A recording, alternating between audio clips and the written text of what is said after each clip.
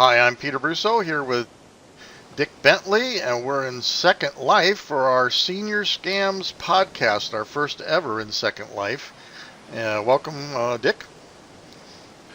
Hi, Peter. This is quite a nice environment that you set up for us to do our podcast in this morning. Yes, as a matter of fact, I'll take a Yeah. little sweep out here so people can see what we're in. We're in like a little lanai on my island, and you can see how beautiful Second Life can really be. We got buoys out there, and this is our Senior Scams podcast office, or how would we like to say that? Be our Senior Scams podcast location Studio. in Second Life studio. Yeah, in Second Life. Yeah. Yeah. All right. Right. So for those that don't know Second Life all about, these are our avatars. You can change your avatars and be anything you want. That's why they call it Second Life. And I'm a builder, and all the stuff that's sitting around me I built, and I like to build. And Dick's is probably his sixth or seventh time in the Second Life here. Dick, what do you think of Second Life, real quick? It's fascinating. The technology is amazing, and we just a little background. We talked about we want to do a podcast on senior scams today, and yesterday Peter said, "Well, let's do it from Second Life." And let me build a place for us to do it from. And inside of an hour, he had this all built and set, and you could hear the waves in the background, and the wind chime. It's just tremendous. Yeah, and the wind does. As a matter of fact, we have 2 cups of hot coffee there on our table. And the mist that's coming off that, actually, the steam operates with the wind of the island as well. And you'll see over my shoulder there's a tiki lamp way out there. And that's, I programmed that to actually burn like a tiki lamp, old school, and it'll clog and unclog and of course drifts with the wind. Smoke does. Anyway, all right. So let's talk our meeting. We got called to the sheriff's department with a group that works with the Dick ran into, that works with senior scams. And Dick, you want to tell everybody about our meeting at the sheriff's department? Yes, certainly. We've been talking with representatives from the County of Riverside. It's the Department of Public Social Services.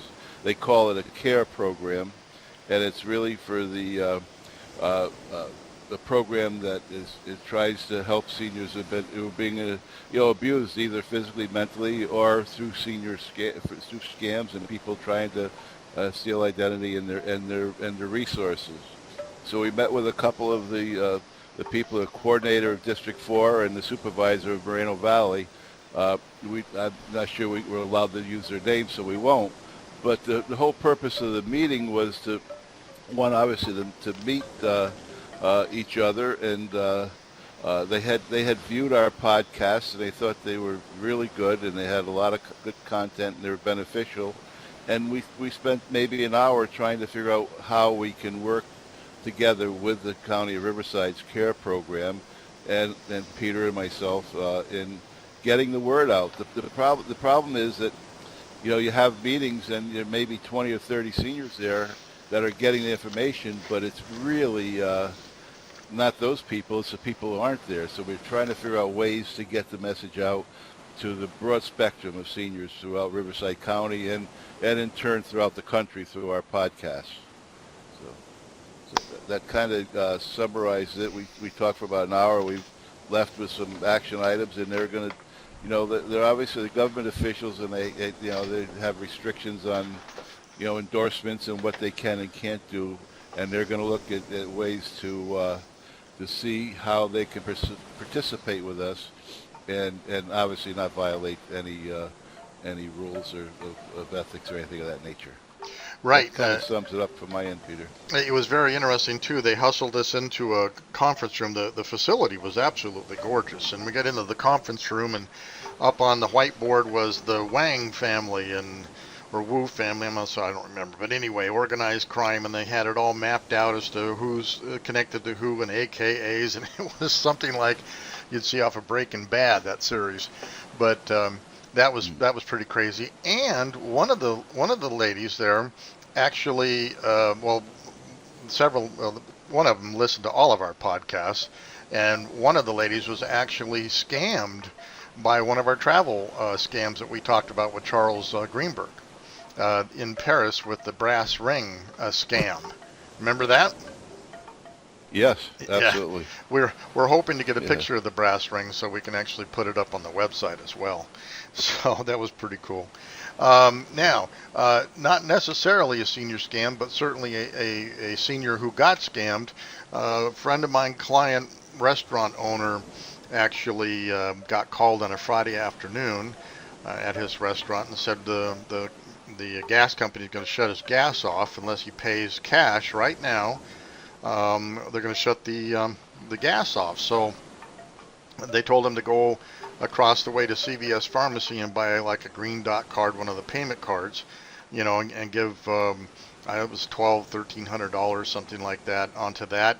Come back, call him back, and give him the number, and they would take the money that way. Well, that he did it, and then he said they called back half hour later, said there was some kind of administrative error, and he's going to have to do it again, but they'll credit him back the last one, but go put more money on it again.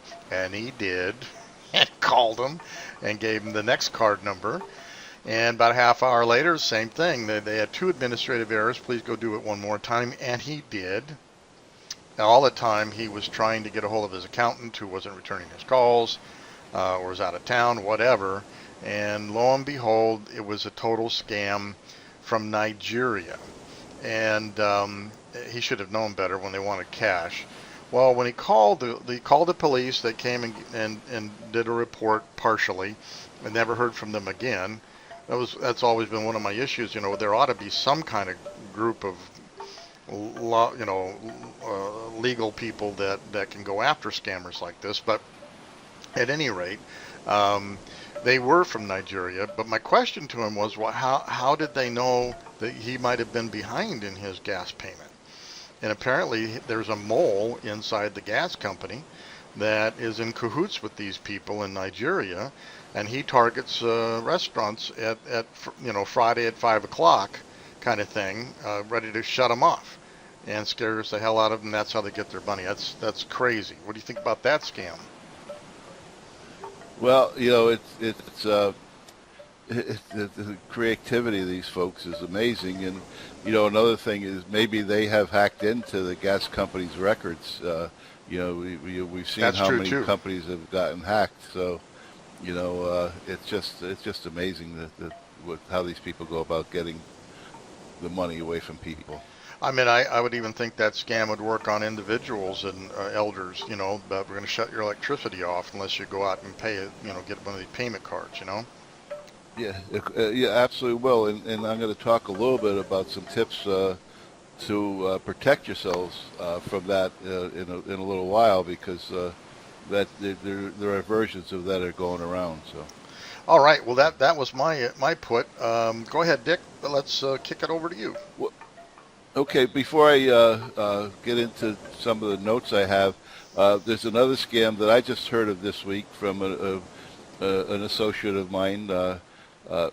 She wanted to get cable. Her husband is a big soccer fan, and the World Cup is coming up, and they didn't have cable until then. So she went on Time Warner website, she thought, and called the number on the website, spoke to people, compared the options, the whole thing, and they absolutely knew exactly what the Time Warner programs were and everything, and they set up a date to come and install cable between 2 and 4 on a Wednesday afternoon. Well, they never showed up the Wednesday. She never got a call, Thursday or Friday. So she finally, probably Monday, called Time Warner. And it turns out the website she visited was a phony website. Oh my! That people have been getting burned on left and right. And the advice that Time Warner people gave this lady was, whenever you're doing business with with Time Warner, they will never ask you for a credit card number over the phone. They'll set up an account and they'll bill your account, and so don't ever give out that information to someone who says they're from Time Warner, and I would say that's probably true from every other cable and satellite company that they work that way. Luckily, this lady didn't give out her credit information. She said when the guy comes, she'd take care of it then rather than give it out over the phone.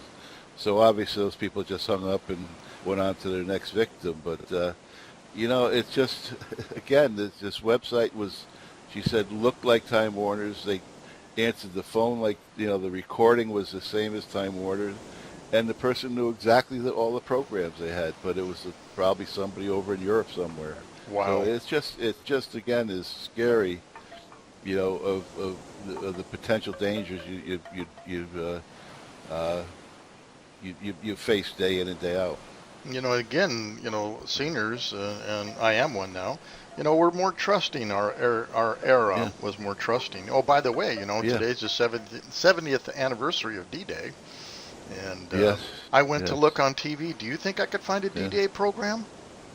Nope. No. No. Wow. Wow. Unbelievable. Wow.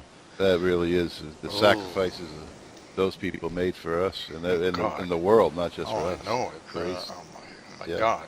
Yeah. Crazy. Yeah. Okay, Yeah. so all right. Okay. So Keep going. So I just want to go into and you just touched on a little bit is we've talked about all the scams that are out there, and every day it seems like there's new ones coming up. But rather than spend the next 20 minutes or so talking about scams, I'd like to talk a little bit on how you can protect yourself from scams. And I've got some information. This comes from ask.com, and they're saying that it says 1 in 4 adults over the age of 60 will be scammed at some point in their life. And now, Peter talked about senior citizens and why they're so susceptible, and he was absolutely right on. He said, senior citizens were raised to be trusting and polite, finding it more difficult to hang up on unwelcome callers. Many believe to have a nest egg, which makes them an ideal victim. Older adults are also less likely to report the crimes out of shame and embarrassment that they could have been tricked. There also may be a worry of what other people will think of their competency. So if they become victims, they don't say it to anybody. And the victims may also not know who to call or believe the situation is hopeless. So it kind of, in a capsulized version, says why seniors are ground zero for the scammers. And like Peter said, I to this day, someone does something for me, I say thank you, you're welcome, please. That's how I was brought up, and I was brought up to be polite, respect people, and the whole thing. And I think the generations have changed over the years, and I think that that's exactly why we get into these situations. Okay. Precisely. Yes. And Yeah. of course, I was always raised to say, yes, ma'am, no, ma'am, all that Yeah, stuff. And yeah. of course, the military drives that into you as well. So Absolutely. we Yeah. do tend to be incredibly polite, maybe to a fault. Right. Right. Yeah. Okay, and I think the another key part of that was as we get older, I'm getting up there pretty good right now. We have, when we forget something or we forget a date or we forget to do something, we start thinking, oh my God, what is dementia setting in and all these other things. So if we have become victims of scams, I think it's a very, very valid point that we're too embarrassed to say it because people are going to say, oh man, you shouldn't be living alone. We're going to put you in a home and all these other things. And I think that's a real valid point as to why maybe they don't report it as much. So. Yeah, that can All right. be. When I was a kid, my Yeah. parents always took me to school in a moving van. Hope I wouldn't find my way back. Yeah. As you get into your seniorhood, you wonder, gee, people are going to think I'm nuts. They got to come take care of me. Yeah, that's right. That's right. All right, I just wanted to touch on a few points that maybe will help you avoid being a victim. And the first one is, a lot of scams against seniors are calls or emails supposedly on behalf of a financial institution. For example, it may say there's a problem with your bank or your credit card account and ask you to verify the account numbers. Now, if you get one of these calls, ask for a name and phone number you can call back, and make that call to be sure you are dialing with a legitimate company. If you cannot verify that the request is legitimate, do not provide the information. I would go a step further, because there are ways for these guys to make a number look legitimate and all. I would not call that number back. I would call the bank or the institution that's asking for it directly and find out if they're really looking for it. So that's kind of, I think, an additional tip, because I've heard of ways where they can, they'll give you a number that calls back and they answer it, Bank of America. So so my advice would be, don't give, if you get that call, just say, okay, I'll call the bank directly. I can't give information out over the phone. So. Right. Yeah. And if you're doing business with your bank, you ought to know the number anyway. Right. Yeah. Right. Or, every bank has a main number. Yeah. Right. And a lot of people are doing business online where they may not have the number, but I think that the guiding principle of that type of a call is, thank you, I'll get back to you, and then talk to someone or call the bank directly or talk to your neighbors or somebody to make sure it's legitimate. I would not give out any of that information over the phone anytime to anybody unless you absolutely know who they are. Mm-hmm. Mm-hmm. That's good counsel. Okay. Yeah. All right. Here's another one. I have not seen this as a tip before, and when I first saw it, I thought, well, geez, I'm not sure about this, but let me just go over it. It's assign a power of attorney. The power of attorney gives a trusted person of your choice the power to make key financial and life decisions if you become incapacitated. Okay, having someone who's legally empowered to make choices for you can save you from improper management of your finances. It is important It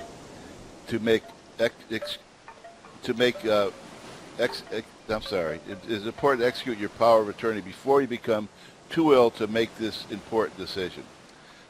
You really have to be careful with this one, I think.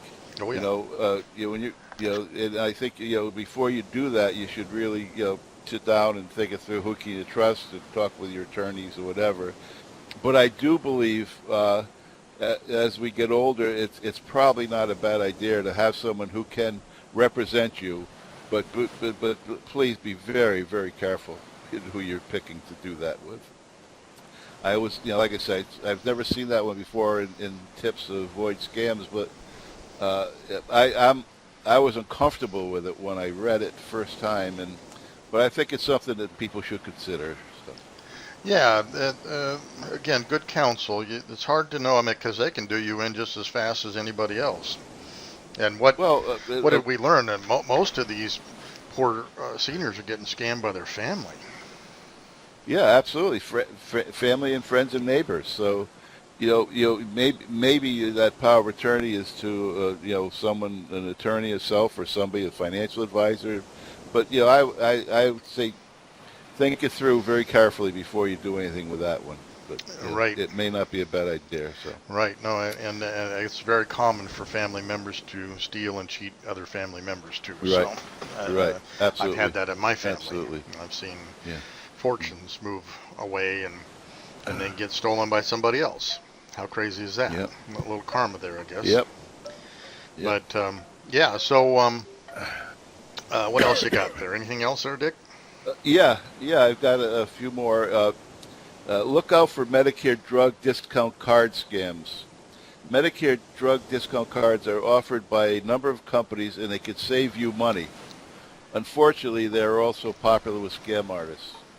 The best way to enroll for a Medicare-approved discount card and avoid a senior scam is by contacting Medicare directly for a list of approved companies. You can do this online or by calling 1-800-MEDICARE or 1-800-633-4227.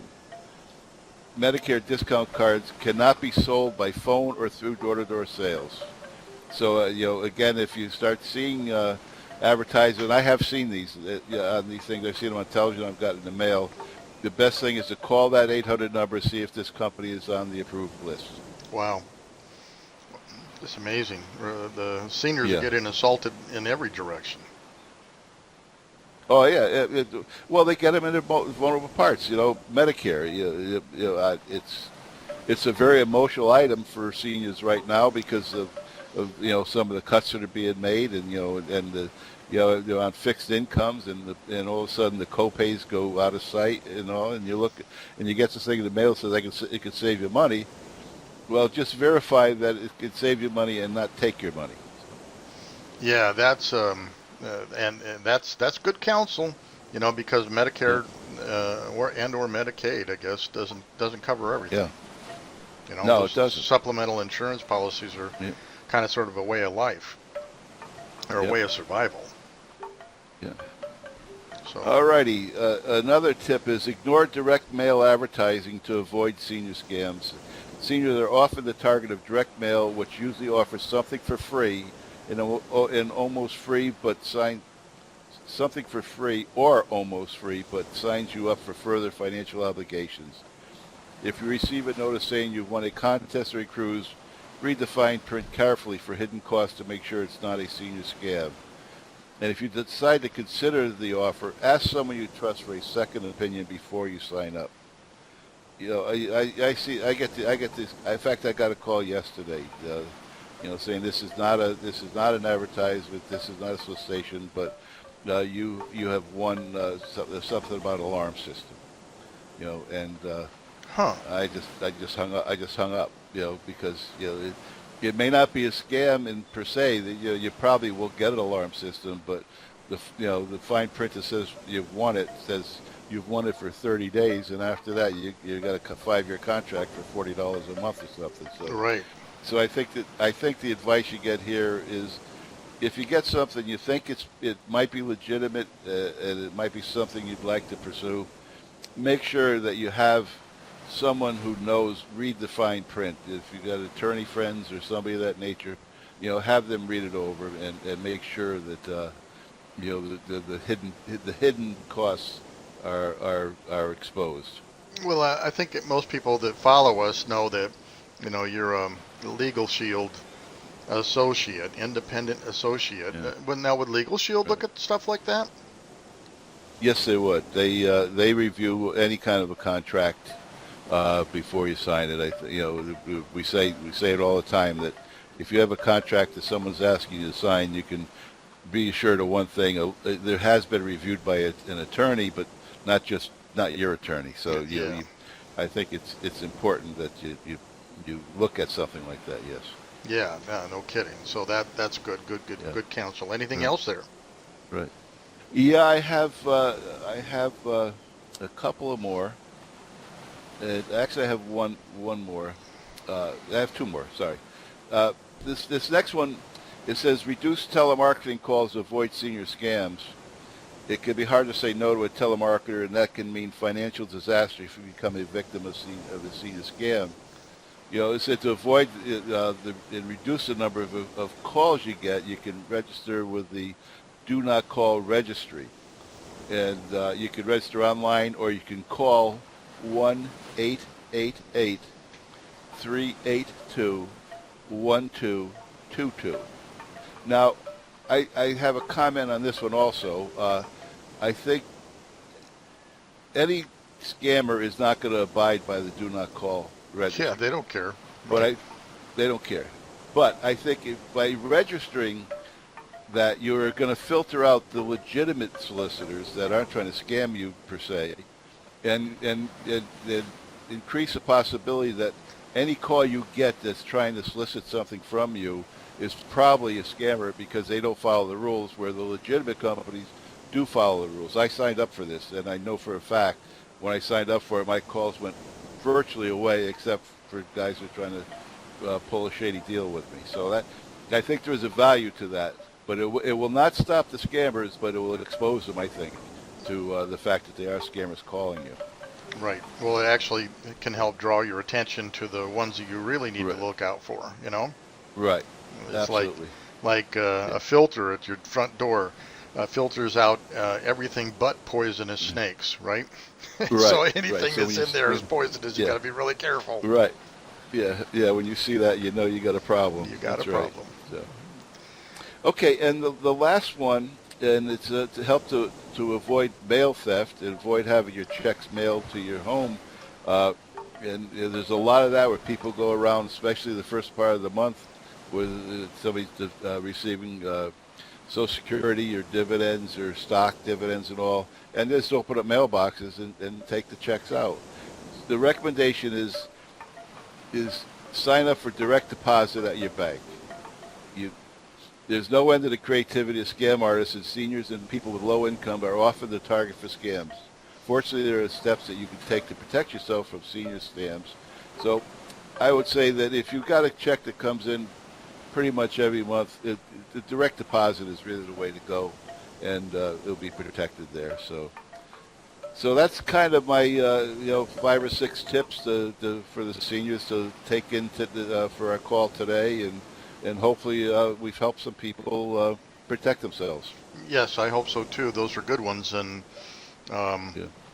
even when you have you run out of checks, I still use checks. A lot of people don't, but I still do. And whenever I have to refill my checks, they send them, and I watch it like a hawk. One time, I actually, and this was probably in the 80s or early 90s, I had a check reorder stolen from my box, and I didn't know it. But all of a sudden, bank accounts, I was getting deposits and withdrawals and all kinds of activity. And went to the bank and said, what the heck is all this? And lo and behold, somebody had gotten a hold of those, and basically what they do is they write themselves a check on your stuff for a deposit in some cases, and then they want a withdrawal Right. from the other side, and it's just really strange. It's just Yeah. what these people think. I mean, yeah, absolutely.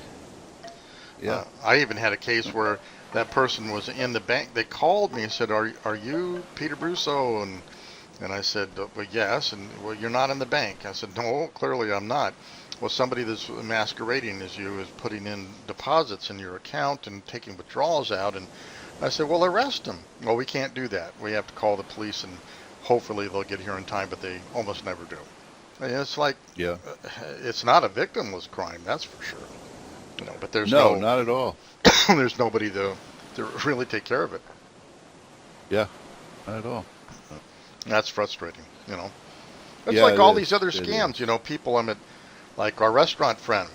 He's not going to see his 4 or 5 grand back. No, absolutely not. And the Time Warner cable scam. I mean, luckily this lady didn't give a credit card, but I would venture to say that 9 out of 10 would over the phone give the credit card, and boom, it's gone. And then that number is now all over Europe being sold for other purposes too. So it's not just what the $100 they may have gotten for the visit. It's that number is now, and I'm sure that you've got the expiration date and sometimes a security code in the back. You might just as well cancel that one very quickly. So Yeah, well, the good news if it's a credit card fraud, usually your credit card company stands behind you and protects you. yeah, In the case of our friend who took cash, there's just Yeah. they're not going to do anything with that. But Yeah. on the flip side, Yeah. unfortunately, he acted stupidly, and the police Yeah. can't stop you from being stupid or doing stupid stuff. no. Yeah. But that's a good point about the credit card, Peter, because a lot of recommendations you see to avoid identity theft is use your credit card, not your debit card, because Oh yeah. the debit Big card, time. there's no protection. There's no protection for you. Yep. If they get that money, it's gone. So, Absolutely true.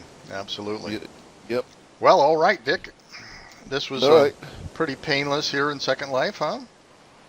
I thought it was really good. I mean, I hope the viewers don't think we've we've gone off our rocker here, but I think it was good. I liked the environment, and I think I thought it was good.